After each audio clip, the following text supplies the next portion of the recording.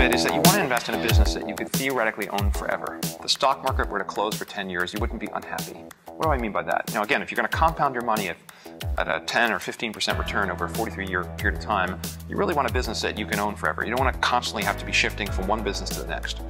And what are businesses that you can own forever? Well, there are very few that sort of meet that standard.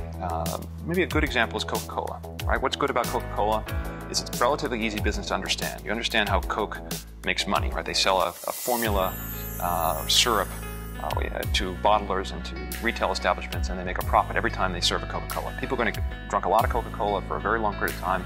The world's population is growing. They sell in almost every country in the world. And each year people drink a little bit more Coca-Cola. So it's a pretty easy business to understand. And it's also a business that I think is unlikely to be competed away as a result of technology or some other new product. Right? It's been around long enough.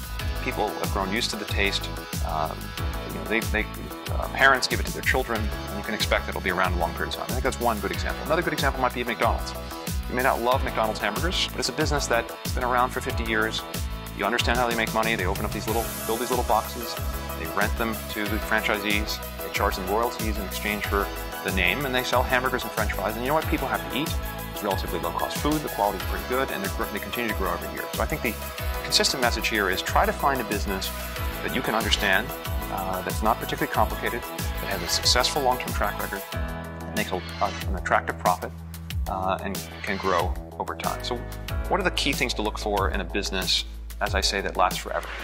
We want a business that sells a product or a service that people need and that is somewhat unique, and they have a loyalty to this particular brand or product, and that people are willing to pay a premium for that. And another good example might be a candy business.